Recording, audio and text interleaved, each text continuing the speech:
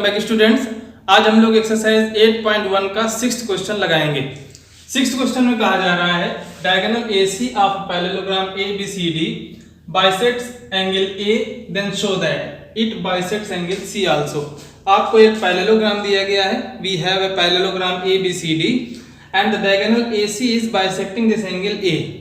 और first part हमें prove करना है कि ये एंगल C को भी बाइसेक्ट करेगा, यानी कि हमें ये प्रूव करना है कि एंगल BCA और एंगल ACD ये दोनों एंगल्स बराबर हों।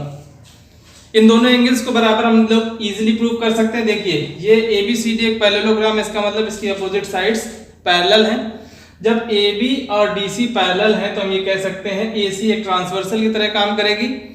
AC ट्रांसवर्सल इसका मतलब है कि ये एंगल और ये एंगल, ये दोनों एंगल्स अल्टरनेट इंटीरियर एंगल्स होंगे, यानी बराबर होंगे। इसी तरह से हम ये कह सकते हैं कि ये एंगल और ये एंगल भी अल्टरनेट इंटीरियर एंगल्स हैं। तो अगर एंगल DAC बराबर है एंगल ACB के और एंगल CAB बराबर है एंगल ACD के, तो हम ये कह सकते हैं कि ये दोनों एंगल्स भी बराबर होंगे, क्योंकि ये दोनों एंगल्स बराबर हैं। इजीली हम इसको प्रूव कर सकते हैं। तो देखिए किस तरह से लिखना है। सबसे पहले हम गिवन में लिखेंगे, दिया क्या गया है, given ABCD is a parallelogram. ABCD एक पैरेललोग्राम है। जब ये पैरेललोग्राम है तो इसका मतलब है कि हमें मालूम हो गया AB is equal to DC and AB is parallel to DC। साथ साथ AD is equal to BC and AD is parallel to BC। AD is equal to BC and AD is parallel to BC। और हमें क्या दिया गया है कि angle DAC is equal to angle CAB। ये दिया गया है कि ये जो डायगोनल AC है ये एंगल A को बाइसेक्ट कर रहा है, मींस ये दोनों एंगल्स बराबर है। ये हमारी क्वेश्चन नंबर 1 हो गई।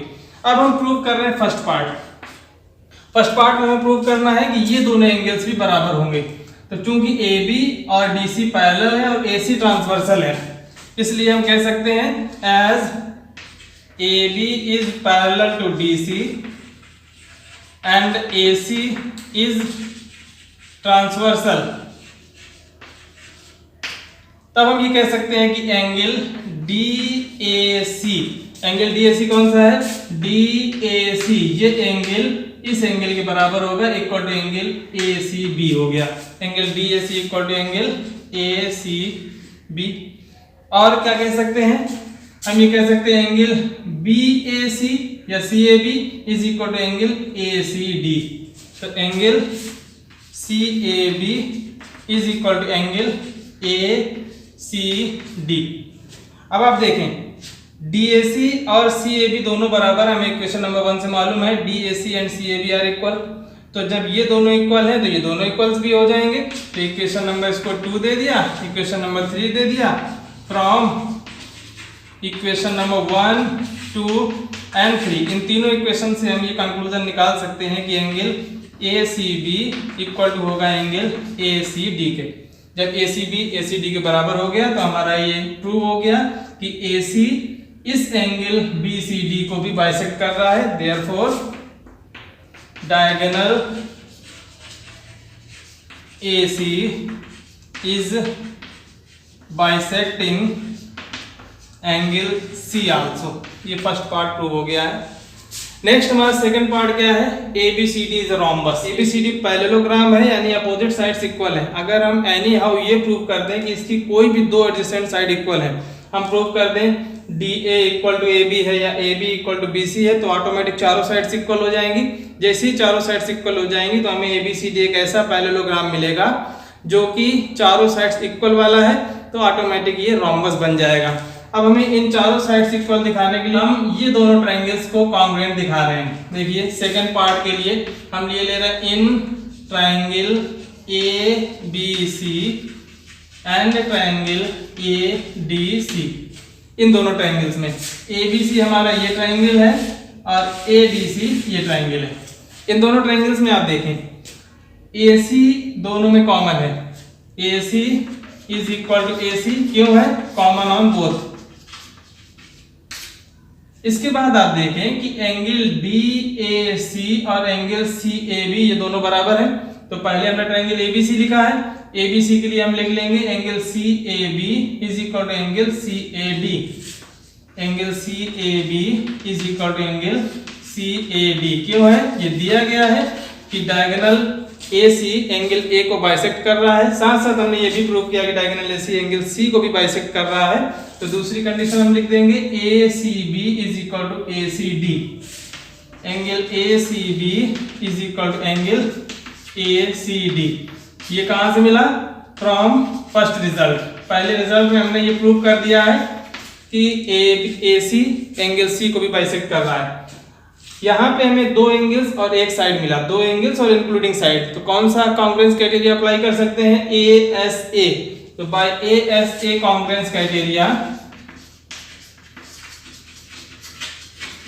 बाय ASA कॉन्ग्रुएंस क्राइटेरिया हम ये कह सकते हैं कि triangle ABC is congruent to triangle ADC। जब ये दोनों ट्रायंगल्स कॉन्ग्रुएंट हैं तो हम कह सकते हैं AB is equal to AD by CPCT। हमने ये कह दिया कि AB और AD बराबर है, यानी कि दो एडजेसेंट साइड हमने बराबर दिखा दी। मालूम था कि AB इक्वल टू DC है और AD इक्वल टू BC, इसका मतलब चारों साइड्स बराबर हो जाएंगी। बट वी नो, हमें ये पहले से मालूम था कि AB इक्वल टू DC है and AD equal to BC है, अपोजिट साइड्स इक्वल थी, therefore AB equal to BC equal to CD equal to DA, यानी ऑल फोर साइड्स इक्वल हो जाएंगी। So ABCD is a parallelogram with all four equal sides, so it is a rhombus, इसलिए ये rhombus हो जाएगा। एक ऐसा parallelogram जिसकी चारों साइड्स बराबर होती हैं वो पैरेललोग्राम रोम्बस होता है। हमने यहाँ बता दिया ABCD ऑलरेडी पैरेललोग्राम दिया गया था, चारों साइड्स हमने यहाँ पे इक्वल दिखा दी, इसका मतलब ABCD रोम्बस की सारी कंडीशंस को सेटिस्फाई कर रहा है। सो ABCD इज रोम्बस। अब हम 7th क्वेश्चन की ओर बढ़ेंगे। 6th क्वेश्चन में हमने प्रूव किया है कि अगर कोई पैरेललोग्राम है उसमें एक ऐसा डायगोनल है जो दोनों एंगल्स को बाइसेक्ट करता है तो वो पैरेललोग्राम रोम्बस होगा। यहाँ उसी का कन्वर्स है, ABCD इज रोम्बस। अब रोम्बस दिया है और हमें प्रूव करना है कि जो डायगोनल AC है वो एंगल A और C को बाइसेक्ट करेगा, साथ साथ अगर डायगोनल BD की बात करें तो वो एंगल B और D को बाइसेक्ट करेगा। सबसे पहले हम एक फिगर ड्रॉ करेंगे। ये हमारा फिगर हो गया ABCD। यहाँ पे हमें मालूम है कि ABCD एक रोम्बस है। हमें प्रूव करना है सबसे पहले कि जो डायगोनल AC है वो इन दोनों एंगल्स को बाइसेक्ट करता है, यानी हमें प्रूव करना है ये एंगल और ये एंगल बराबर है, ये एंगल और ये एंगल बराबर है। इसको बराबर प्रूव करने के लिए हम किसी भी तरह से ये प्रूव करेंगे कि ये दोनों ट्रायंगल्स कॉन्ग्रुएंट हैं। जैसे ये दोनों ट्रायंगल्स कॉन्ग्रुएंट मिल गए तो हम CPCT से कह सकते हैं उनके करस्पॉन्डिंग एलिमेंट्स दोनों एंगल्स हमें बराबर मिल जाएंगे। सबसे पहले देखिए दिया क्या गया है, गिवन में हमें सिर्फ इतना पता है कि ABCD इज ए रोम्बस, और रोम्बस की हमें कंडीशंस पता होती हैं कि इसकी चारों साइड्स बराबर होती हैं, यानी AB equal to BC equal to CD equal to DA, ये हमें दिया गया है। अब हम प्रूव कर रहे हैं फर्स्ट। सबसे पहले हम ये दिखा रहे हैं कि AC जो डायगोनल है वो एंगल A और एंगल C दोनों को बाइसेक्ट करेगा। इसके लिए हम ट्रायंगल ले रहे हैं ABC और ट्रायंगल ADC। इन दोनों ट्रायंगल्स को देखिए कॉन्ग्रुएंट प्रूव कराने की कोशिश करते हैं। In triangle ABC and triangle ADC।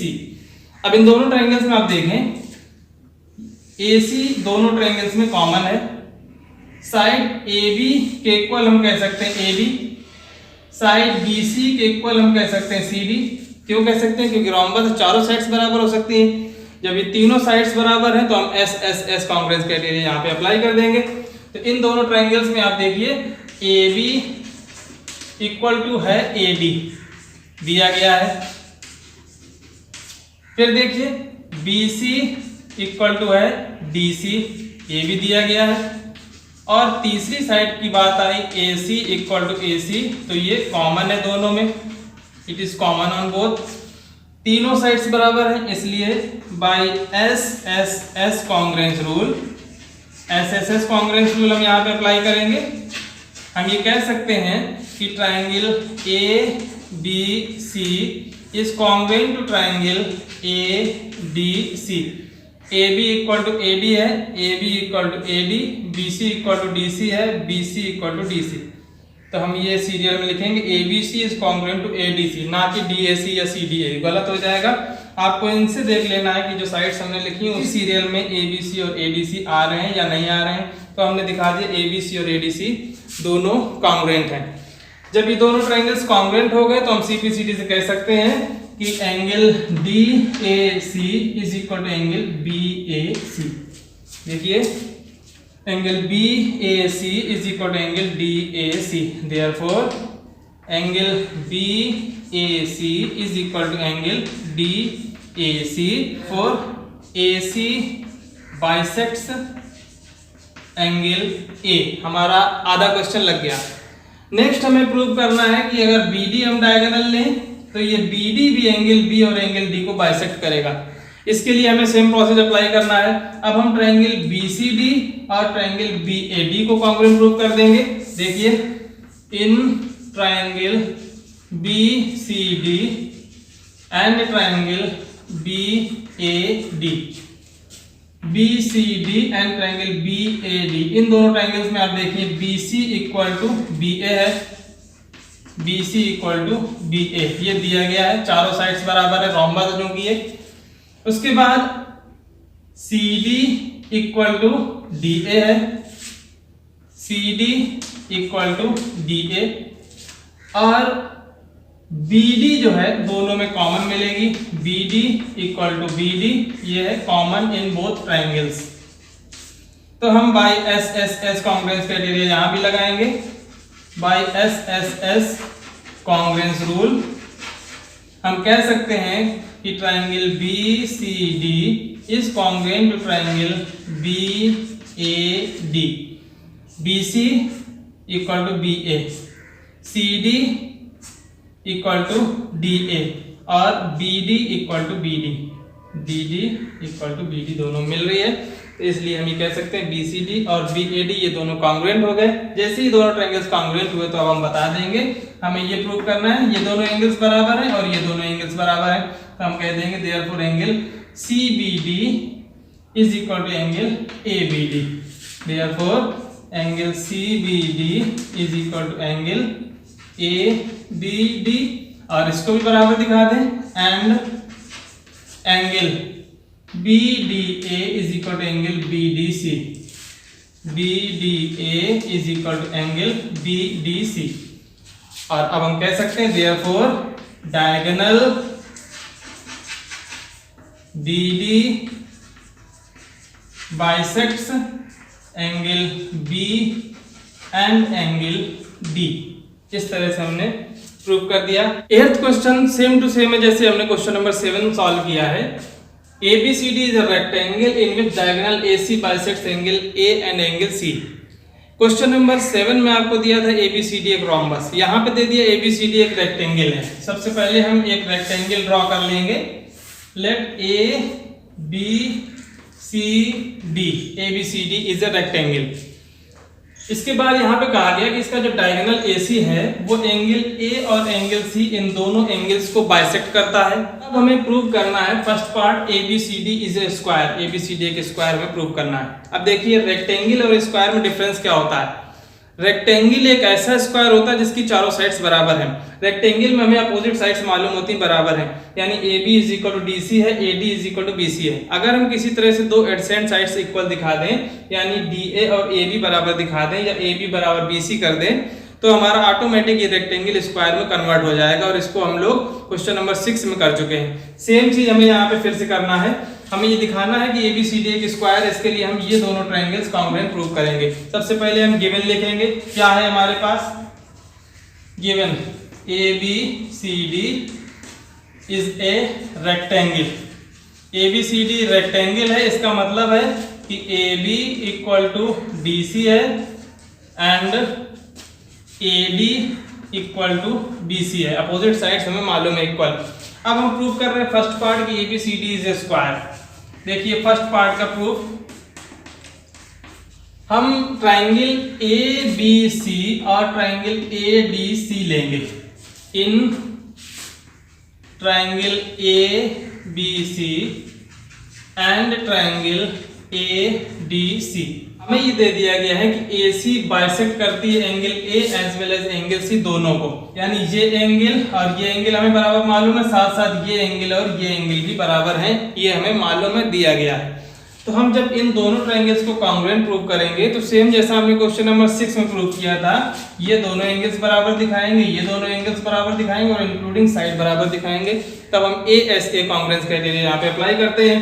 तो देखिए angle C A B is equal to angle C A D, ये दिया गया है।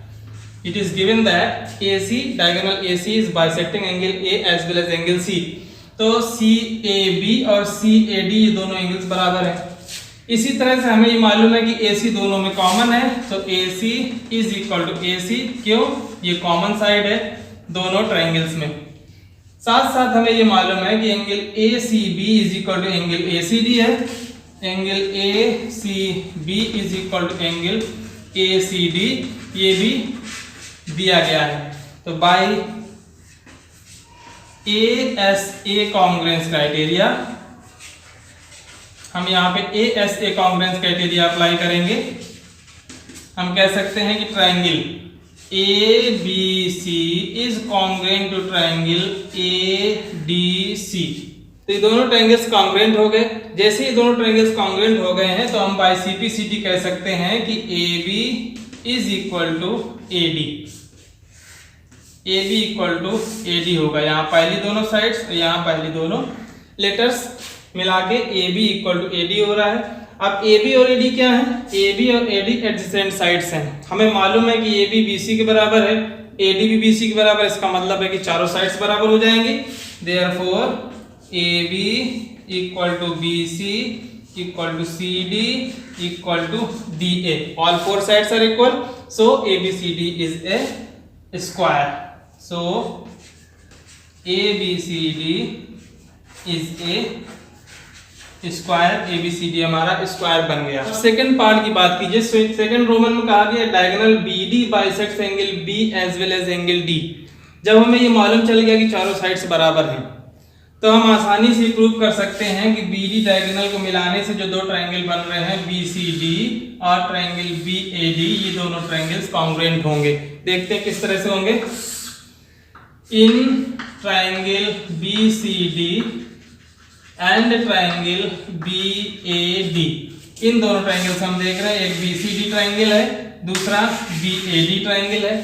अब BCD और BAD में देखिए, side BC equal to side मालूम है हमें AB, हमने प्रूव कर दिया ये एक स्क्वायर है, चारों साइड्स बराबर है, तो BC की साइड BC इक्वल टू इसकी साइड AB, ये दोनों साइड्स बराबर हो गई। फिर आप देखिए CD इक्वल टू DA कह सकते हैं, CD इक्वल टू DA हो गई। तीसरी साइड BD तीनों में कॉमन है, BD is equal to BD, ये तीनों में कॉमन है। इनके रीजन जरूर लिखना है, ये कॉमन है, ये हम ऑलरेडी प्रूव कर चुके हैं from first result. First result से हम ये दोनों चीजें प्रूव कर चुके हैं कि चारों साइड्स बराबर हैं। अब यहाँ पे तीनों साइड्स बराबर हुई, तो by SSS congruence rule, SSS congruence rule हम यहाँ पे लगाएंगे। हम कह सकते हैं कि triangle BCD is congruent to triangle BAD। जब ये दोनों ट्रायंगल्स कॉन्ग्रुएंट हो गए तब हम कह सकते हैं कि ये एंगल और ये एंगल बराबर होगा, ये एंगल और ये एंगल बराबर होगा। Therefore angle DBC is equal to angle DBA, ये दोनों एंगल्स बराबर दिया है। और इसी तरह से हम कह सकते हैं BDC equal to BDA, also angle BDC is equal to angle BDA। Therefore BD bisects angle B as well as angle D। इस तरह से हमने क्वेश्चन नंबर 8 को भी सॉल्व कर लिया। उम्मीद है आप लोगों को समझ में आ गया होगा।